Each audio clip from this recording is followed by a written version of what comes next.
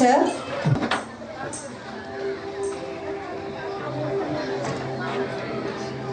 మంచినీళ్ళు తీసుకో.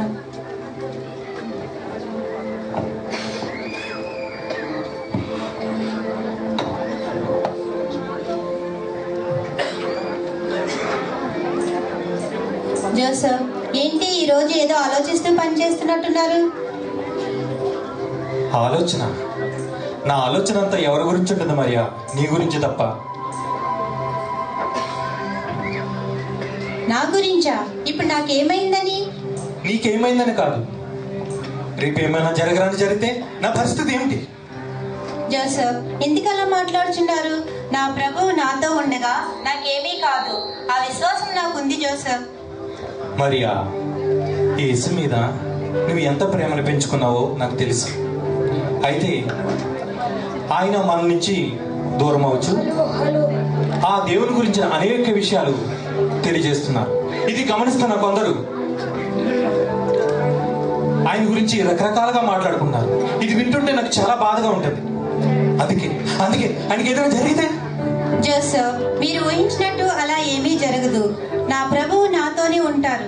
మీకు గుర్తుందా, ఆ రోజు నేను లేఖనములు చదువుచుండగా గాబ్రియేలు అను దేవదూత నాకు ప్రత్యక్షమై, దయాప్రాప్తురాలా, నీకు శుభం అనగానే ఈ శుభవచనం ఏమిటో అని నా హృదయంలో అనుకొనిచుండగా, మరియా, భయపడకము, దేవుని వలన నీవు కృప పొందితివి.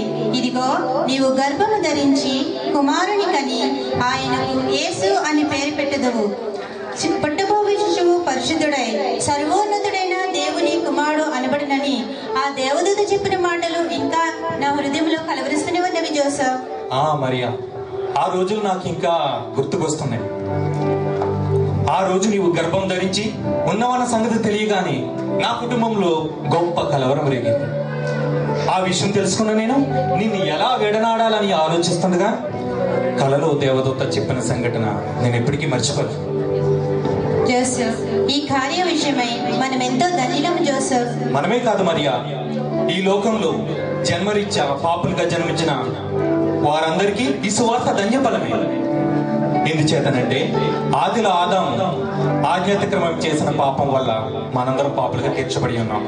అలా తీర్చబడి ఉన్న మనము పాపులుగానే మరణించి ఆ నిత్య నరకాగ్నిలో ప్రవేశించడం దేవుడికి ఇష్టం లేక, దేవుడే తన కుమార పరిశుద్ధ రక్తం ద్వారా రక్షించుటకు ఆయన ఈ లోకంలోనికి వచ్చిన అన్నట్టు మన ప్రభు ఎక్కడ? జోసెఫ్, మీకు తెలియనిదేముంది? రోజు కొంత సమయం మీతో పనిచేసి ఆ తరువాత ఏదో ఒక చోటకి వెళ్ళి అనేక మంచి విషయాలు చెబుతున్నారు. ఇదేమిటి నాయన అంటే, అమ్మా, నా గురించి ఆలోచించకండి అంటూ నన్ను మాట్లాడలేకుండా చేస్తున్నారు జోసెఫ్. ఆ మాటకు ఆయన మాటకు నేను ఎదురు చెప్పలేకపోతున్నాను జోసెఫ్. నాతో పాటు పనిచేస్తూ మరలా అలా ఆయన అలసిపోతున్నారు. మరియా, సరే, నేను వెళ్ళి ఆయన తీసుకొస్తాను. భోజనం కొరకు రొట్టెలు సిద్ధపరచు. అలాగే జోసెఫ్. ఇప్పుడు ఎక్కడ వెతకాలో ఏమో.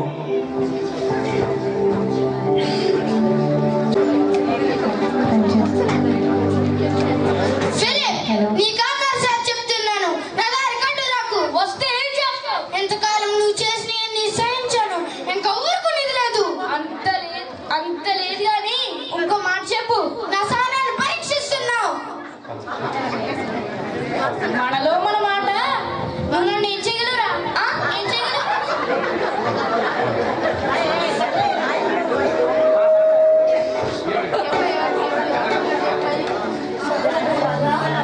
ఎందుకు కట్టుకుంటున్నారు?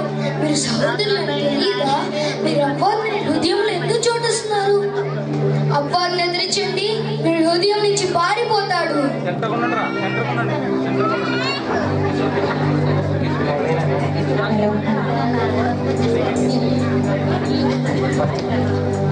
తండ్రి, మీరు ఇక్కడ ఉన్నారా? మీకోసం అమ్మ ఎదురు చూస్తుంది. వస్తున్నాను నాన్న. సహోదరులారా, మీరు సమాధానం కలిగి ఉండండి. నా శాంతిని మీకు అనుగ్రహించుచున్నాను. సహోదరుడా, నేను నీతో వస్తాను. అవునన్నయ్య, నేను నీతో వస్తాను. మంచిది, సమయం వచ్చినప్పుడు నేనే మిమ్మల్ని తప్పకుండా పిలుస్తాను.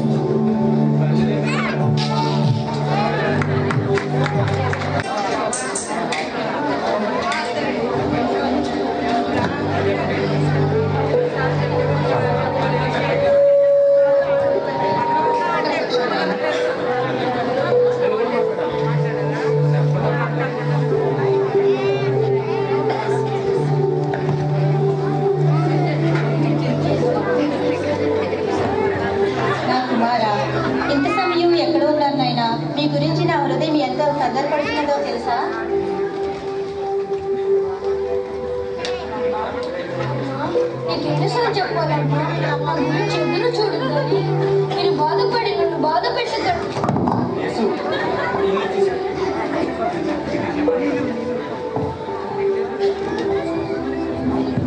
అమ్మా మీకు ఎన్నిసార్లు చెప్పాలి నా గురించి ఎదురు చూడొద్దని. మీరు బాధపడి నన్ను బాధ పెట్టకండి. అట్లా అనొద్దండి. అమ్మ మీ మీద చాలా ప్రేమ పెంచుకుంది. నా తల్లి ప్రేమ నాకు తెలియదా?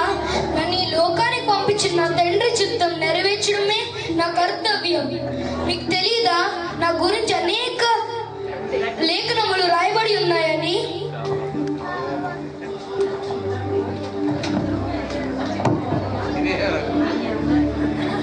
జోసెఫ్, నా గురించి ఆయన హృదయాన్ని బాధ పెట్టకండి జోసెఫ్. మరియా, ఆయనకి ఎదురు చెప్పే ధైర్యం నాకు లేదు. అన్నట్టు మరిచాను, మనం పస్కా ఆచరించుటకు యెరూషలేం వెళ్ళవలసింది. అవును జోసెఫ్, గుర్తుంది. ప్రతి ఏటా సిద్ధపరుస్తున్నట్టే ఈ ఏటు కూడా ప్రయాణంకు కావలసినవన్నీ సిద్ధపరుస్తున్నాను జోసెఫ్.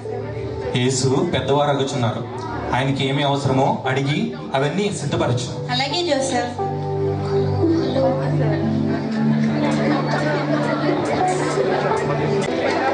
యెరూషలేములో బలి అర్పణలు అర్పించి తిరిగి వారి స్వగ్రామానికి ప్రయాణమై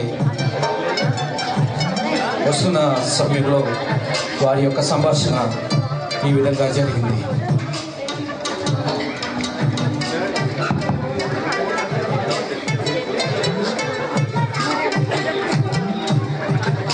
అధికారం ఉంది కదా అని ఎవరిష్టం వచ్చినట్లు వాళ్ళు ప్రవర్తిస్తున్నారు. ధర్మశాస్త్రం ప్రబోధించే ధర్మోపదేశకులు కూడా అలాగే ప్రవర్తిస్తున్నారు. అవును జోసెఫ్, బలి అర్పణ కొరకు అక్కడ ఏమి కొనాలన్నా చాలా భయంగా ఉంది. మనకే అలా ఉండే ఇక సామాన్య ప్రజల పరిస్థితి ఏమిటి? అందుకే దేవుడు తన ప్రవక్తల ద్వారా జరగబోయే ప్రతి విషయాన్ని ముందుగానే బయలుపరిచాడు. అవును జోసెఫ్, మీరు చెప్పేది నిజమే. కాలము సంపూర్ణమైనప్పుడు దేవుడు తన కుమారుని పంపును. ఆయన భుజము మీద రాజ్యభారముండును. ఆయన ఆశ్చర్యకరుడు, ఆలోచనకర్త, నిత్యుడగు తండ్రి, బలవంతుడైన దేవుడు అని ఆయన గురించి అనేక లేఖనములు రాయబడి ఉన్నవి జోసెఫ్. పాపుల రక్షకుడైన జన్మింపజేసినటువంటి తన కుమారుని ద్వారా ఏమి చేయని ఉద్దేశించినో అవన్నీ జరగక తప్పదు మరియా. అవును జోసెఫ్, నా బాబు కనిపించడం లేదు జోసెఫ్. నువ్వు చెప్పేది నిజమా? అవును జోసెఫ్. ఏరి ఎక్కడా? ఏం కంగారు పడకు మరియా. అయ్యో, ఇప్పుడు యెరూషలేము దాటి ఒక రోజు ప్రయాణం చేశామే. మరలా యెరూషలేము వెళ్ళాలంటే ఇంకో రోజు ప్రయాణం చేయాలి. ఇంతవరకు నా బాబు ఎలా ఉన్నారో ఏమిటో, మనం కనిపించడం లేదని కంగారు పడి ఏడుస్తున్నారో ఏమిటో జోసెఫ్. త్వరగా వెళ్దాం నడండి. పద. చాలా భయంగా ఉంది జోసెఫ్. మరియా, నువ్వు ధైర్యంగా ఉండు. ఆయనకి ఏమీ కాదు. మనం యెరూషలేము వెళ్ళి అక్కడ నా బాబు ఎలా ఉంటారో ఏమిటో. నువ్వేం కంగారు పడకు. రోజులు కంగారుగా ఉంది జోసెఫ్. ఏం కంగారు పడకు. మనం యెరూషలేము వెళ్ళి అక్కడ చూద్దాం. అరే, మన నతనీల్ గారు వస్తున్నారే. అవునే. నతనీల్ గారు ఎలా ఉన్నారు? బాగున్నాను జోసెఫ్. ఏంటి వెనక్కి వెళ్తున్నారు మళ్ళా? యేసు మీకు కనిపించారా? యేసు నిన్న దేవాలయంలో ఎవరితో మాట్లాడుతూ చూసాను జోసెఫ్. చూసాను. ఆయన రాలేదా? రాలేదే.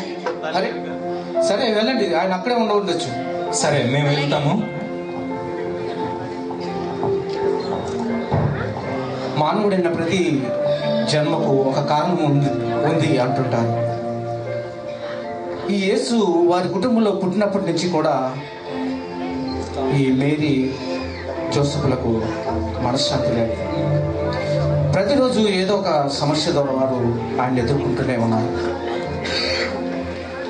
ఏమో ఈ యేసు ఆ కుటుంబంలో ఎందుకు జన్మించుంటాడో నాకైతే తెలియదు, కానీ ఆయన జన్మకు ఏదో ఒక కారణం ఉండి ఉంటుంది. సరే,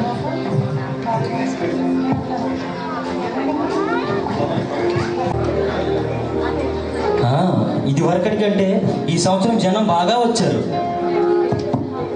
అవును, జనులు దేవునికి భయపడి ఇది లెక్కకు మించి బలి అర్పణలు అర్పించి ఖజానాదాయాన్ని బాగా పెంచుతున్నారు. ఆదాయం పెరుగుతుందా? ఆహా, పెరుగుతుంది ఆదాయం కాదు, పాపం. ఇలా సంవత్సరాలు బట్టి పాపం పెరిగిపోతే ఆదాయం ఉండదు, దాన్ని అనుభవించడానికి మీరు ఉండరు. ఎందుకంటే లోకమే అంతం. శంకరే, నువ్వు చెప్పేది ఏదో సూటిగా చెప్పయ్యా. నేను చెప్పేది ఏంటంటే, మీరు బోధకులు, మోసే ధర్మశాస్త్రాన్ని ప్రజలందరికీ హెచ్చరించవలసిన బాధ్యత బోధకులుగా మీకు ఉంది. దాన్ని విచారించడం మానేసి ఆదాయం రాబడి అంటే మాట్లాడుకుంటున్నారు. మీరు ఆలోచించుకోండి. ఈ శంకరి మాటలకి ఏముంది కానీ మీరు అన్నట్టుగా ఈ సంవత్సరం ఆదాయం బాగానే వచ్చిందండి. ఓయ్, ఎందుకు రాదో? ఒక్క తినరకు అమ్మాల్సిందని 10 దినాలకు అమ్ముతున్నారు. రాకుండా చెప్తుందా?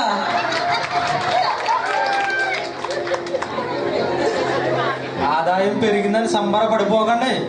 దాని నిమిత్తం ఎంతమంది నోర్లు ముయించాలో. తప్పకుండా ఎవరికి ఇవ్వాల్సిందే వారికి ఇద్దాం. అయితే ఈ పండగ ఆడవాడి కాస్త సద్దుమనగనివ్వండి. సరే, అలాగే నీవు అన్నట్లు అలాగే చేద్దాం. ఈ విషయం ఎవరికి తెలియకుండా జాగ్రత్త పడాలి. ముఖ్యంగా యోధులు మన మీద అనుమానంగా ఉన్నారు. ఆ విషయం మీరు వదిలేయండి, నేను ఉన్నాను కదా, నేను చూసుకుంటాను. బోధకులారా, ప్రణామములు. ప్రతి సంవత్సరం పస్కా పేరుతో మోషే ధర్మశాస్త్రమును అడ్డం పెట్టుకొని బల్యర్పణలతో మనుషులు మోసం చేస్తున్నారు. ఇది న్యాయమా? మేము మోసం చేయడమా? ప్రతి సంవత్సరం పస్కాను ఆచరించటకు అనేక ప్రాంతాల నుండి వస్తున్న జనులకు ఏ లోటుపాటు రాకుండా నిద్రాహారాలు మారి వారి పాప పరిహార నిమిత్తము ఎంతో ప్రయాసపడుచున్న మమ్మలను మోసం చేస్తున్నామని అంటారా? మోషే మీకు ఇంకా మీ పితరులకు పరువాన్ని దేన్ని ఆశించకూడదని తెలియచేయలేదా? మీరు చేస్తున్నది ఏమిటి? అన్యాయంగా రకరకాల బలుల పేరుతో అన్యాయమైన ప్రజలను రక్తం త్రాగుచున్నారు. ఆహా, లెస్స పలికి బాలుడా. ఎంతకీ నీకు ఈ విషయాలు ఎలా తెలుసు?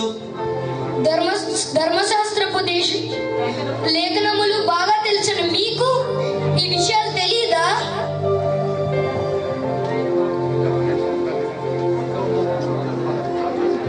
ఇంకా 12 సంవత్సరాలైనా నిండలేదే, నీకు ఈ విషయాలు ఎలా తెలుసు? ఈ మాటలను అంతా నేనే చెప్పలేను. నా తండ్రి నా యందు ఉండి మాట్లాడుచున్నారు. అర్థం కాలేదు. ఇప్పుడు మీకు అర్థం కాదు. ఒకానొక దినం వచ్చాక ఇంకా మీకు బలి అర్పణతో ఇంకా పని లేదు. ఇంతకీ నువ్వెవరు బాబు?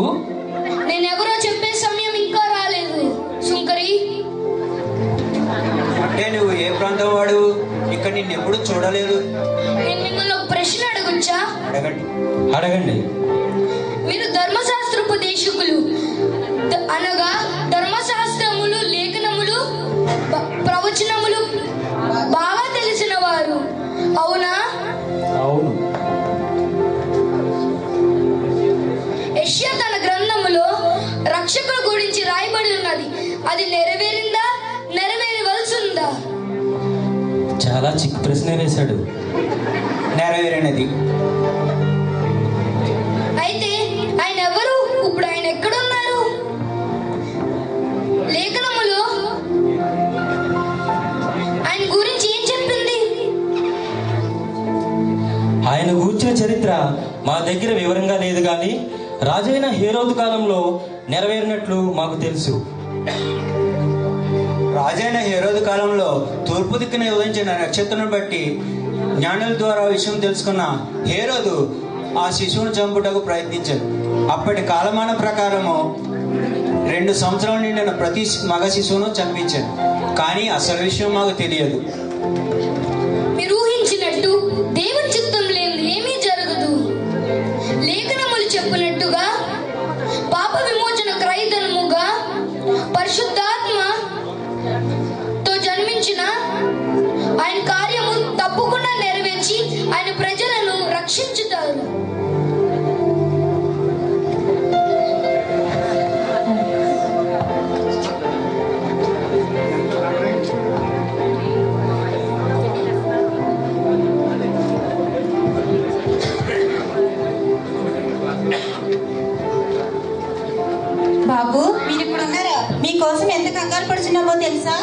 అమ్మా, మీరు నన్ను ఎలా వెతుకుచుంటిరి?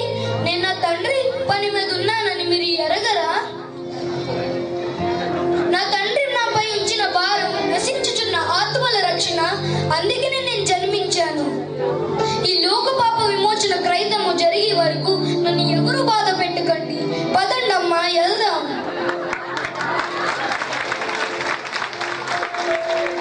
ఈ యొక్క నాటికను వేయడానికి చాలా ప్రయాసపడ్డాం, ఎందుకంటే సమయం లేదు. కేవలం 3 రిహార్సల్ మాత్రమే చేస్తున్నారు. ముఖ్యంగా మరి యేసుక్రీస్తు పాత్ర చేసినటువంటి ఈ అబ్బాయి మరి మనందరిని అభినందించారు. చెప్పలు కూడా ఆదరించండి. అందరికీ యేసుక్రీస్తు నాకు మా హృదయపూర్వక ప్రతి ఒక్కరి తరపున నా హృదయపూర్వక